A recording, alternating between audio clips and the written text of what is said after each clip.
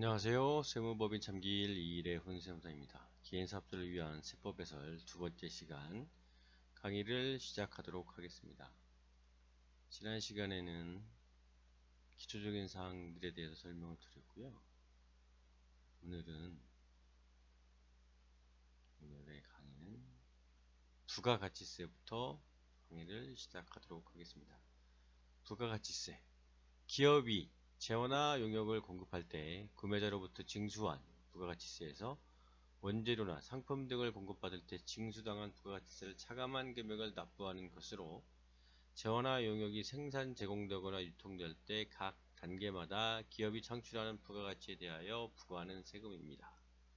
말이 약간 어려운 게 있는데요. 재원하는 것은 상품, 제품으로 물품을 말하는 거고, 용역은 서비스를 말하거든요.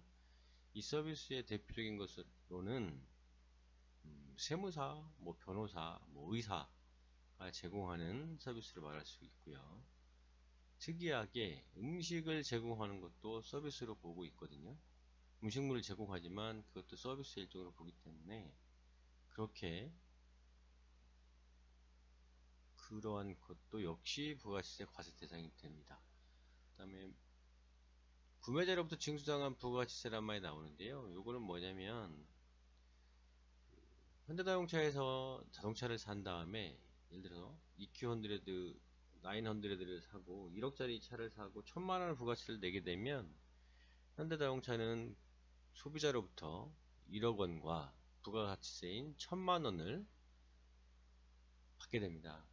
즉 1억 1000만원을 받게 되며 이 징수한 부가가치세에서 재료나 상품을 공급받을 때 즉 매입할 때 징수당한 부가가치세를 차감한 금액. 자동차에서 들어가는 부품이 유리가 있고요, 타이어가 있고요, 시트가 있을 수 있고, 엔진이 있고, 모든 제품을 현대자동차에서 만들지 않으니까 다른 업체로부터 제공받은 상품이나 재료나 제품을 받았을 때 현대자동차 역시 부가세를 납부를 하거든요. 주고 받아오니까 그 금액만큼을 차감한 금액을 납부세액으로 계산을 해서 부가세를 내는데, 그 내용에 대해서는 한번 설명을 드릴게요. 페이지 10페이지를 한번 가볼까요? 자, 부가세는 매출세액에서 매입세액을 차감하고요. 여기서 기타 공제감면세액을 차감한 후 그다음에 신고를 잘 못하거나 납부를 안 했을 때 발생하는 가산세를 더하면 납부할 세액이 계산이 됩니다. 이러한 부가가치세는 6개월 기간으로 1년에 다 부가가치 신고를 하는데요. 일반 과세자는 1월부터 6월 30일까지, 그리고 2기는 7월 1일부터 10월 31일까지 그 기간으로 해서 6월 30일 사업 실적을 7월 1일부터 7월 25일까지 신고를 하고 납부를 해야 합니다. 그리고 제2기는 다음 해인 1월 1일부터 1월 25일까지 확정 신고를 하고 납부를 하게 됩니다. 그리고 간이 과세자는 1년에 한 번으로 변경이 됐고요. 그리고 일반 과세자 중에 개인 사업자에 대해서는 직전 과세기의 납부세액의 2분의 1을 세무서에서 고지합니다. 납부를 하시면 되고요. 법인 같은 경우에는 신고를 해서 납부를 합니다. 이 점 유념하시기 바라고. 자, 그럼 부가가치세가 뭐냐, 어떻게 계산하느냐 한번 볼까요? 부가가치세는 매출세액에서 매입세액을 차감을 합니다. 그리고 부가가치세에 포함되기 때문에 세금은 최종 소비자가 부담을 하게 되고요. 다만 모든 게 다 부가가치세가 과세되는 건 아니거든요. 밑에 나오는 곡물, 과일, 채소, 육류, 생선 등 가공되지 않은 식품을 판매했을 때는 부가가치세가 과세되지 않고요. 또한 허가 또는 인가 등을 받은 학원, 강습소, 교습소 등의 교육 영역에 대해서도 부가가치세를 납부하지 않고 있습니다. 연탄, 무연탄, 복권의 판매, 병원, 의료보건 용역, 다만 성형수술 등의 일부 용역은 과세로 전환이 됐고요. 우편요금도 4,500원까지는 괜찮은데 그 금액을 초과하면 그렇고 부가세를 납부해야 되고요. 도서, 신문, 잡지도 부가세를 내지 않습니다. 이 점 기억을 하시고요. 부가가치세 면사업자는 부가가치 신고를 할 의무가 없으나 사업자 현황 신고를 하여야 합니다. 1년간의 매출액과 매출, 매입처별, 계산사업계획표 등을 다음해 1월 1일부터 2월 10일까지 사업자 관할 세무서에 신고해야 합계표 불성실 가산세 등 가산세를 물지 않습니다. 점 꼭 기억하시고 세무사님과 잘 상의 후에 신고를 해 주셨으면 좋겠습니다. 조금 전에 말씀드렸던 간이과세자에 대한 설명인데요. 일반 과세자는 연간 4,800만원 이상인 경우, 그리고 간이과세 배제되는 경우 업종이 있어요.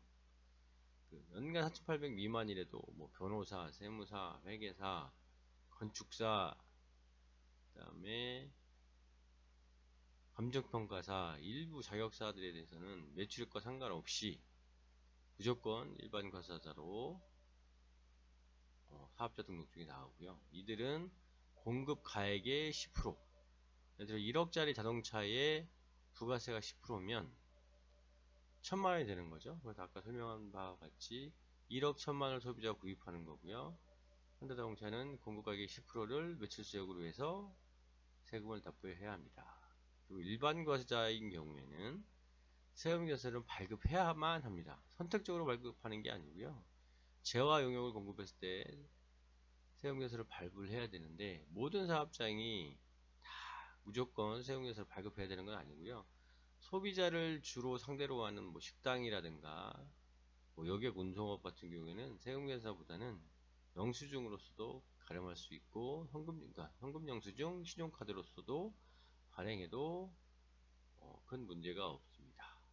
그리고 사업과 관련된 매입세액은 전액 공제를 받을 수가 있고요. 의제 매입세액 공제도 해당 업종은 다 받을 수가 있습니다.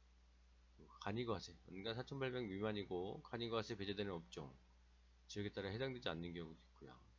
부동산 임대업의 경우에는, 도심 지역의 경우에는 일괄적으로 간이과세를 내주지 않는 지역이 있어요.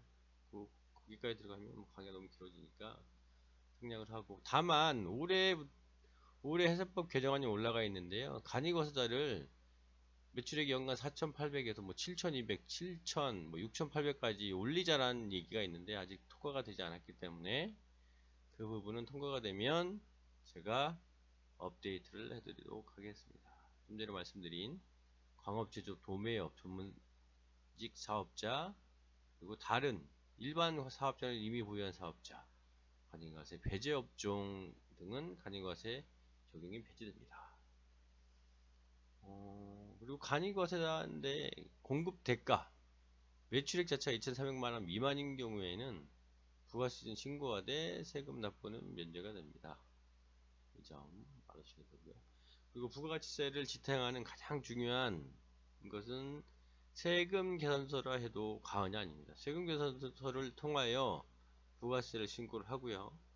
매출과 매입이 상호 연관되기 때문에 매출처도 신고를 하고 매입처도 신고를 안 했을 때, 매입처도 신고를 했는데 매출처도 신고하지 않았을 때 크로스 체킹이 돼서 세금을 정당하게 올바르게 과세할 수 있는 시스템이 되어지는 거고요. 이러한 세금 계산서를 세무서에는 가장 중요하게 여기고 있습니다. 그래서 세금 계산서를 발급할 때 다음과 같은 사항들이 필수적으로 정확히 기재되었는지 확인해야 합니다. 첫 번째, 공급자의 등록번호, 성명, 명칭, 공급받는 자의 등록번호, 공급가액과 부가치세액, 작성연원일. 공급받는 자는 현대자동차의 사업자 등록번호, 사용호 명칭을 기록을 해야 되고요. 그리고 그걸 사가는 자의 등록번호를 기록을 해야 됩니다. 그런데 사가는 사람이 사업자가 없는 경우에는 주민등록발행본으로 발행을 해야 하고요. 그리고 그 세금계산서 안에 공급가액과 부가가치세를 구분해서 기재를 해야 되고요. 언제 발행하였는지 적어 놓아야 합니다. 일반적으로 사업을 하다 보면 평소 거래하지 않던 사람으로부터 시세보다 싸게 물품을 살 테니 세금계산 안 받았으면 어떻겠냐 라는 이게 나오는데요. 이런 부분은 약간 위험할 수가 있어요. 그 세금계산서의 진위 여부라든가 아니면 실제 물건을 돈을 주고 사온 금액도 비용으로 인정 못 받을 수 있으니 이 점 유념하시기 바랍니다. 강의가 10분 정도로 끝나야 되는데 이게 너무 중요해서 다시 한번 설명을 더 드릴게요. 부가시세 계산구조. 매출세액은 공급가액 곱하기 10%고요. 매입세액, 공제 가능한 매입세액, 차감할 수 있는 매입세액은 잠시 전화가 와서 다시 녹음을 시작하도록 하겠습니다. 부가시세의 세금 계산 구조는 다음과 같습니다. 좀 전에 말씀드렸다시피 너무 중요한 부분이라서 한 번 더 설명을 드릴게요. 매출세, 공급가액 곱하기 10% 빼기 매입세액, 세금 계산서 수취분 매입세액과 기타 공제 매입세액을 합산을 하는데요. 신용카드 매출전표 수령명세서 제출분, 의제 매입세액, 재활용 표전 의제 등 매입세액, 재고 매입세액, 변제 대손세액 등 있고요. 중요한 건 매입세액은 이런 법적인 증빙서를 받았을 때만 공제가 가능하다는 거 유념하시고요. 공제받지 못할 매입세액이 있는데 이 매입세액이 더 중요합니다. 아무리 세금계산서를 받고 신용카드를 받고 현금 영수증을 받았다 하더라도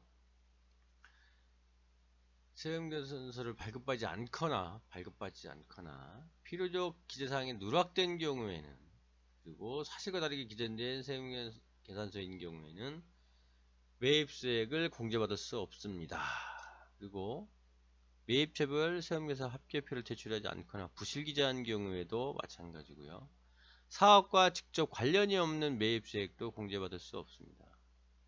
예를 들자면 세무사무실에서 사업과 직접 관련이 없는 매입세액이라 한다면 세무사에 집을 산다거나 상가를 산다거나 개인적 재산을 샀을 때, 그리고 골프 가방을 사거나 개인의 옷을 샀을 때 사업과 직접 관련이 없는 매입세액으로 공제를 받지 못합니다. 또한 승용차의 구입, 유지, 임차 및 구입과 임차 및 유지에 관련된 매입세액, 예를 들어서 세무사, 변호사, 의사들이 자동차를 산 다음에 세무조사를 받는다 하더라도 소형 승용차인 경우, 그러니까 국민차를 제외하고는 매입세액 공제를 받을 수가 없고요. 접대비 지출 관련 매입세액도 공제를 해주지 않고 있습니다. 소비성 산업에 자제하기 위해서고요. 사업자 등록 신청 전 매입세액도 마찬가지고요. 다만 20일 내 매입세액은 공제받을 수 있습니다. 자, 가장 중요한 절세 방법. 부가시세 절세 방법은 정확한 신고와 매입세액과 관련된 자료를 꼼꼼히 받아두는 것입니다. 이 이상 없습니다. 다른 방법이 있다면 매출이 줄어들면 당연히 세금을 덜 내겠죠. 하지만 이거는 사업이 어려움을 처하는 거니까 좋은 거는 아니고요.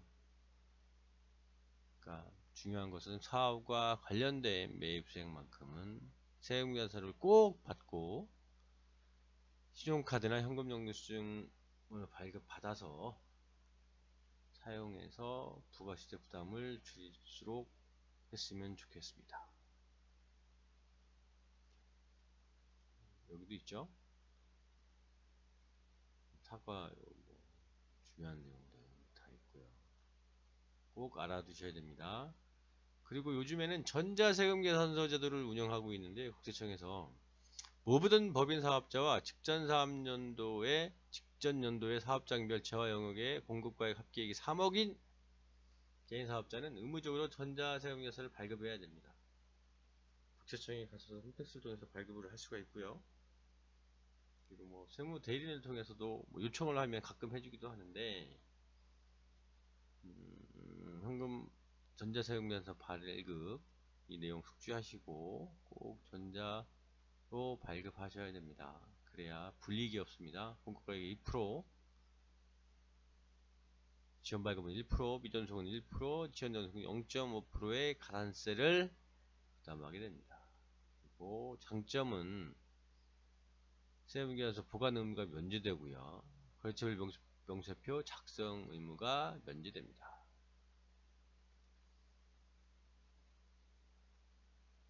자, 자, 프랜차이즈 업체 재물, 국세청의 재물이라는 기사가 있는데요. 2014년부터 16년도까지 국세청에서 프랜차이즈 업체 대대적인 세무조사를 통해서 1000억대 세금을 부과한 바가 있습니다. 이 점 유념하시기 바랍니다. 자, 오늘의 하이라이트 부가가치세 공제 가능한 쪽으로 한번 가볼까요? 페이지 26페이지.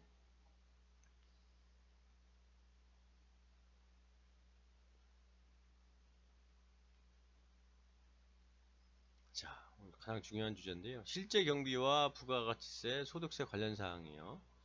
매입세액, 세금 계산서 원재료 상품 등을 샀을 때 부가가치세 공제가 가능합니다. 소득세, 필요경비도 가능하고요. 신용카드 현금 영수증을 통해서 구입한 거 공제 가능하고요. 계산서를 통해서 매입을 했다. 공제가 안됩니다. 계산서는 세금계산서 발행 대상이 아닌 면세사업자들이 발행하는 거고요. 일반 사업자가 면세 잘 몰라서 계산서를 발급했을 때는 다시 발급받도록 해주시기 바랍니다. 일반적으로 면세는 잘 발행하지 않는데 겸용사업자 슈퍼에서 공산품과 면세 농산물을 파는 분들이 잘못해서 계산서를 발급하면 취소를 하고요. 빨리 세금계산서 발급받으면 되니까 이 점 하셨으면 좋겠습니다. 만약에 매입을 했는데 현금으로 됐다. 부가세는 공제를 받지 못합니다. 하지만 소득세, 법인세 경비는 처리가 가능하고요. 급여 상여 퇴직금 당연히 부가세가 공제를 받을 수가 없겠죠. 급여를 주면 세금조사를 받거나 상여금이나 퇴직금을 주면 세금조사를 발행하거나 계산서를 발행하는 게 아니기 때문에 부가세 공제를 못 받고요. 식대, 가식대, 회식비, 사업과 관련이 있으면 당연히 공제를 받을 수 있지만 경조사비는 부가세 공제를 받지 못하고요. 직원 유니폼, 안전복, 세금조사를 받으면 공제를 받을 수 있습니다. 네. 출장여비, 고속도로 통행료, 세금계산서 형태를 받게 되면 다 공제를 받을 수 있고요. 네. 그렇죠. 선물, 대금은 안 되고요. 경조사비, 접대비. 광고 선전비는 가능합니다. 접대비와 광고 선전비의 차이가 있는데요. 접대비는 특정인을 위해서 지출하는 거고요. 광고 선전비는 불특정 다수를 위해서 지출하는 것입니다. 이 점 유념하시기 바라고요. 전화요금, 인터넷 사용료, 핸드폰 사용료 이런 부분도 사업자를 신청하시면 부가세 공제를 받을 수 있습니다. 수도요금은 공제를 받지 못하고요. 전기요금, 가스요금, 그다음에 세금과 공과는 공제를 받지 못하고요. 사무실 지급 임차료, 세금계산서를 통해서 받았을 때 부가세 공제를 받을 수 있습니다. 수선비 이런 것들 나갔을 때도 꼭 세금세를 받으시고요. 보험료 등 보험료를 제출했다고 해서 부가세가 공제되는 거 아닙니다. 요거 이해하시고요. 차량 유지비, 유류대, 벤, 트럭 이건 공제 가능하고요. 차량 수리비, 네, 승용차는 안됩니다. 그래서 세무고요. 차량 검사비, 물류회사에 1톤 트럭, 2톤 트럭, 3톤 트럭 다 세금계산서를 받고 현금영수증을 받거나 신용카드로 결제한 경우에는 공제를 받을 수 있습니다. 운반비, 택배비도 마찬가지고요. 교육훈련비는 세금에서 불 꺼주지 않죠? 네, 공제를 못 받고 신문 아까 말씀드렸다시피 공제를 받을 수 없고요. 복사대금 이런 것도 세금에서를 받으면 충분히 가능한 거고요. 지급수수료 이건 안 되고 보안경비, 세콤 이런 것들 다 세금에서 끌어주니까 사업자 등록번호를 주어서 하면 충분히 가능하고요. 신문광고비, 구인광고, 카렌다 인쇄비 네, 공제받을 수 있습니다. 그리고 대출이자 보상금 잡비는 잡비인 경우에는 되는 경우도 안 되는 경우가 있으니까 되도록이면 세금에서 받도록 하시고요. 대출이자 보상금은 부가가치세는 공제를 받지 못하지만 소득세, 법인세는 인정받을 수 있습니다. 이걸로 부가세 강의를 마치도록 하겠습니다. 감사합니다.